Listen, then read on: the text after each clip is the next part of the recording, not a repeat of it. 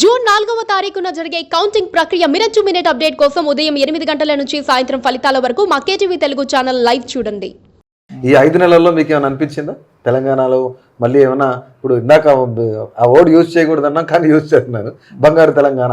ఆ దిశగా ఏమైనా అడుగులు వేసే అవకాశం ఉందా ఈ 5 నెలలు? అనిపించింది మీకు ఒక్కసారన్నా? ఈ 5 నెలల్లో వాళ్ళు ఏం చేసిండ్రని అంటే మనం ఎప్పుడైనా ప్రభుత్వం మీద ఒక కామెంట్ చేయాలన్నా, ఒక అంచనా ఇవ్వాలన్నా ఒక పాలసీ డెసిషన్ చేయాలి, ఆ పాలసీని ఇంప్లిమెంట్ చేయాలి, దాని నుంచి ఫలితాలు రావాలి. ఒక పాలసీ తీసుకొని ఇంప్లిమెంట్ చేసి ఫలితం వస్తే ఆ ఫలితం ప్రజలకు అనుకూలంగా ఉందా వ్యతిరేకంగా ఉందని మనం మాట్లాడతాం.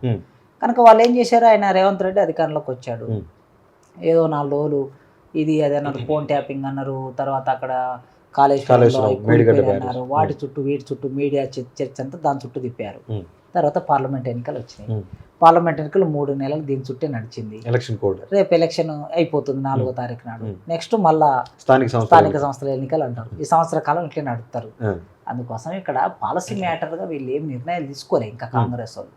అందుకోసం వాళ్ళ విధానం ఏమిటనేది మనం ఇప్పుడే కామెంట్ చేయకూడదు. సో ఇక ప్రస్తుతానికి మనం అధికారికంగా అప్పుడు ఉద్యమ కాలంలో 3 కోట్ల మంది ఒకే గొంతుగా పాడిన పాట జై హే తెలంగాణ సాంగ్ని ఇప్పుడు అధికారికంగా ప్రకటించబోతున్నారు రాష్ట్ర గీతంగా. సో ఎట్లా అనిపిస్తుంది, దాని గురించి ఏం చెప్తారు? అందశ్రీ గారి గురించి ఏం చెప్తారు? జై జై హే తెలంగాణ అనే పాట తెలంగాణ సమాజాన్ని ఉత్తేజితం చేసిన పాట. ఒకప్పుడు వందే మాతర గీతం 1907 విద్యార్థి ఉద్యమం రూపొందడానికి బ్రిటిష్ వాళ్ళకు వ్యతిరేకంగా భూమికగా పనిచేసింది. తర్వాత జనగణమన, రవీంద్రనాథ్ ఠాగూర్ రాసిన జనగణమన 1896-97 ఆ కాలంలో అనుకుంటా కాంగ్రెస్ పార్టీ దాన్ని ఒక జాతీయ గీతంగా పాడాలని ఒక నిర్ణయం తీసుకున్నది. ఆ తర్వాత మన తెలుగు ప్రాంతానికి వచ్చినప్పుడు మా తెలుగు తల్లికి మల్లెపూ దండ అనే పాట మన తెలుగు సమాజాన్ని అంతా ఒక దగ్గర తీసుకొచ్చింది. అట్లే తెలంగాణ ప్రాంతపు అస్తిత్వాన్ని ప్రతీకగా అందశ్రీ గారు జయ జయ తెలంగాణ అనే పాటను తీసుకొచ్చారు.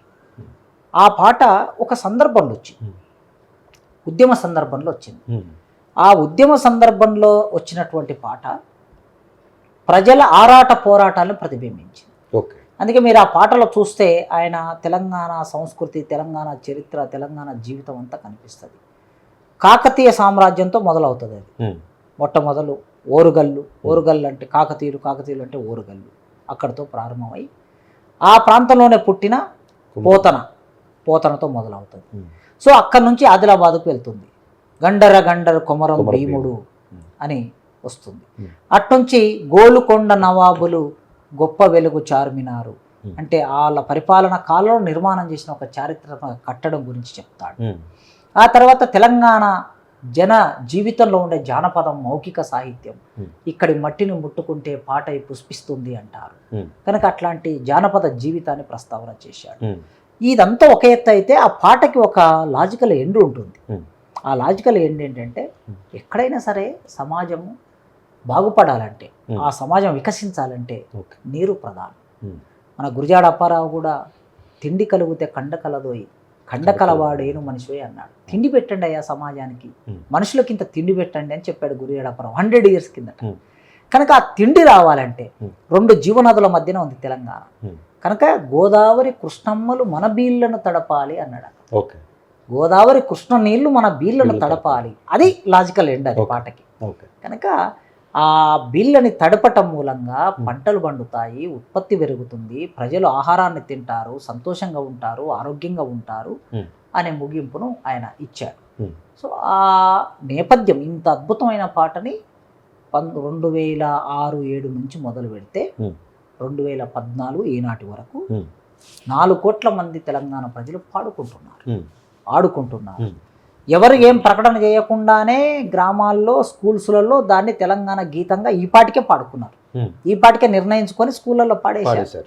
చాలా సమావేశాల్లో తెలంగాణ ఉద్యమ కాలంలో నేను చూశాను, కొన్ని వేల ప్రోగ్రాంలో నేను పాల్గొన్నాను. కనుక ఆ కాలంలో మీటింగ్ ప్రారంభం అయ్యేట కన్నా ముందు ఈ పాటతో ప్రారంభం చేసేవారు. సో అంతటి అద్భుతమైన పాట రాసిన అందశ్రీ ఆయన అట్టడుగు శ్రామిక వర్గం నుంచి వచ్చాడు. ఓకే. ఆయన ఒక శ్రమజీవిగా ఉన్నాడు, ఉమ్. ఆయన ఒక తాపి మేస్త్రిగా ఉన్నాడు, ఉమ్. అనేక రకాల పనులు చేశాడు, ఉమ్. గొడ్లను కాశాడు, ఉమ్. ఆడిపాడాడు. ఆ జీవితం నుంచి అక్షరానికి దూరం అయ్యాడు. ఉమ్. అక్షరానికి దూరమైనటువంటి ఆయన అక్షరాన్ని అదిమి పట్టుకున్నాడు. అదిమి పట్టుకొని ఆ అక్షరాన్ని ప్రయోగించడం ఎట్లా ఉంటుందో మనకు చూపించాడు. కొమ్మ చెక్కుతే బొమ్మరా, కొలిచి మొక్కుతే అమ్మరా అని ఒక అలౌకిక భావాన్ని ఒక సహజంగా చెప్పాడు. ఉమ్. మాయమైపోతున్నడమ్మో మనిషి అన్నవాడు ఉమ్. అని మాయమైపోతున్న మనిషిని ప్రపంచీకరణ నేపథ్యంలో ఆవిష్కరించాడు. ఉమ్. అదేవిధంగా జే జే తెలంగాణ పాట రాశాడు. ఈ పాట ఇవాళ తెలంగాణ రాష్ట్రానికి ఇది రాష్ట్రగీతంగా ఒక అట్టడుగు నుంచి వచ్చిన, మనకి గతంలో కవులందరూ కూడా పై వర్గాల నుంచి వచ్చి కవిత్వం రాసిన వాళ్ళ పాటలు మాత్రమే రాష్ట్ర గీతాలుగా మారాయి, దేశ గీతాలుగా మారాయి, జాతీయ గీతాలుగా మారాయి. అట్టడుగు వర్గం నుంచి వచ్చినటువంటి ఒక మనిషి, చాలా లేటుగా అక్షరాలు నేర్చుకున్నటువంటి ఒక మనిషి రాసిన గీతం పాట ఇవాళ తెలంగాణ రాష్ట్ర గీతంగా మారుతున్నందుకు నేను అందశ్రీ గారికి శుభాకాంక్షలు తెలియజేస్తున్నాను. బట్ ఫైనల్లీ అంటే ఇది కాంట్రవర్షియల్ క్వశ్చన్ కాదు, అడగొద్దు మీరు. ఏంటంటే ఇంత గొప్పగా చెప్పారు ఈ పాట గురించి, అంత అట్టడుగు వర్గాల నుంచి వచ్చిన వ్యక్తి రాశారు కాబట్టి చాలా గొప్పగా రాశారని చెప్పేసి తెలంగాణ గురించి, ఆ తెలంగాణ సంస్కృతి సాంప్రదాయాల గురించి తెలియజేసిన పాట అని చెప్తున్నారు. కానీ దీని మీద కూడా అనేక మంది కొన్ని అనిశ్చితమైన వ్యాఖ్యలు చేసిన సందర్భాలు మీరు చూసారు, మనందరం చూసాం, తెలంగాణ సమాజం కూడా చూసింది. దాని మీద ఏం చేస్తారు అసలు, మీ కమెంట్స్ ఏంటి అసలు? నేను కామెంట్ చేయదలుచుకోలేదు ఈ విషయం. మీరు ఈ ప్రశ్న అడిగితే ముందే చెప్పేవాడిని. రైట్. సో అది తెలంగాణ రాష్ట్ర 10వ అవతరణ దినోత్సవం వస్తుంది జూన్ 2వ తారీఖు.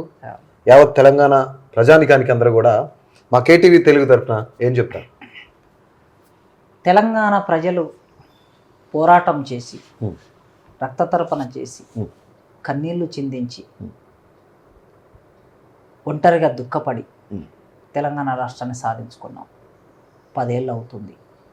10 ఏళ్ల కాలంలో ఈ తెలంగాణ ప్రజల ఆకాంక్షలు నెరవేరలేదు కనుక నెరవేరడం కోసం తెలంగాణ సమాజం మౌనంగా ఉండకూడదు. నెరవేరాలంటే మౌనం వీడాలి. మేధావులు, బుద్ధిజీవులు, మధ్యతరగతి జీవులు, యువతరం, ప్రజలు మౌనం వీడాలి. ఎవరో చేస్తారు, ప్రభుత్వాలు మనకి ఏవో పథకాలు ఇస్తున్నారని చెప్పేసి ఆశపడకుండా మన హక్కుగా మనం పోరాటం చేసి, మన సంపద మీద హక్కు కావాలి. మనకి మొత్తం తెలంగాణ సంపద అందరికీ సమానంగా అందాలి. ఆ హక్కు కోసం ప్రజలు పోరాటం చేయాలి. ఒక అభిప్రాయాన్ని మీ ఛానల్ తరఫున, కేటీవీ తరఫున ప్రజలకి నేను విజ్ఞప్తి చేస్తున్నాను.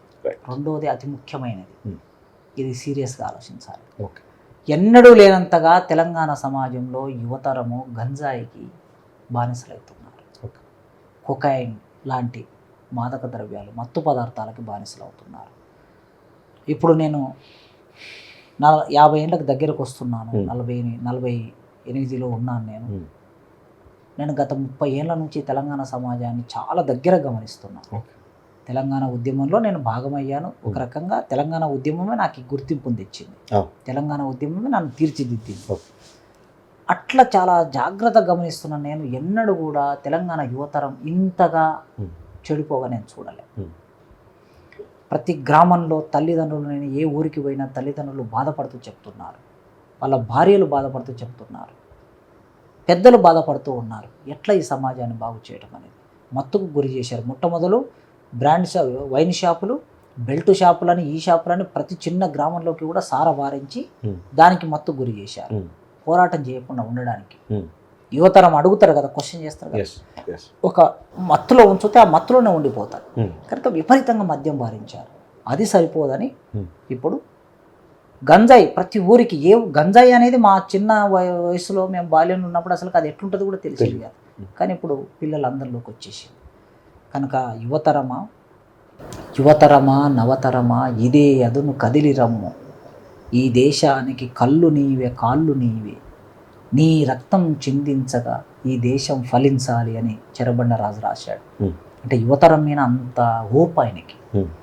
మరి అట్లాంటి యువతరం ఇవాళ మత్తులో ఊగితే మీ శక్తి అంతా ఈ సమాజానికి ఉపయోగపడకుండా నిర్వీర్యం అయిపోయి మీరు చచ్చిపోతే, మీ భార్యలు విధవలైపోతే, మీ పిల్లలు తండ్రులు లేనైపోతే, మీ తల్లిదండ్రులు బిడ్డలు లేని వాళ్ళు అయిపోతే ఈ సమాజానికి ఎంత నష్టం.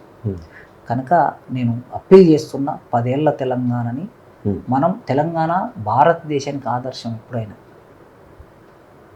ఏ రాష్ట్రంలో జరగని పోరాటం, ఏ రాష్ట్రంలో లేని చైతన్యం, ఎదుటి మనిషి కోసం ఆలోచించడం, ఎదుటి మనిషి బాధపడితే కన్నీళ్లు కార్చడం, వాని బాధ నుంచి విముక్తి చేయడానికి అవసరమైతే ప్రాణాన్ని కూడా త్యాగం చేసిన చరిత్ర తెలంగాణకు ఉంది. మరి అట్లాంటి తెలంగాణలో ఇవాళ యూత్ అంతా ఇట్లా అయిపోతుంటే వాళ్ళని కాపాడవలసిన బాధ్యత మనందరి మీద ఉంది. ఆ ప్రయత్నాన్ని చేయాలని సమాజానికి నేను అప్పీల్ చేస్తున్నాను. Thank you. సో ఖచ్చితంగా తెలంగాణలో ఉన్న యువత అందరూ కూడా మేల్కోవాలి. ప్రతి ఒక్కళ్ళు ప్రశ్నించడానికి ముందుకు రావాలి. కామ్గా ఎవరు ఉండొద్దు, కానీ చెడుదారులు కూడా ఎవరు పట్టొద్దని చెప్పేసి కాసిం సార్ చాలా బలంగా చెప్తున్నారు. ప్రతి ఒక్కళ్ళు కూడా ఈ యొక్క కాసిం సార్ ఏదైతే చెప్పారో ప్రతి ఒక్కళ్ళు తెలుసుకుంటారని కూడా నేను కోరుకుంటున్నాను. Please do subscribe to. Please do subscribe to. Please do subscribe to. Please do subscribe to. Please do subscribe to. Please do subscribe to KTV Telugu. KTV Telugu. KTV Telugu. KTV Telugu. To KTV Telugu. KTV Telugu. Please do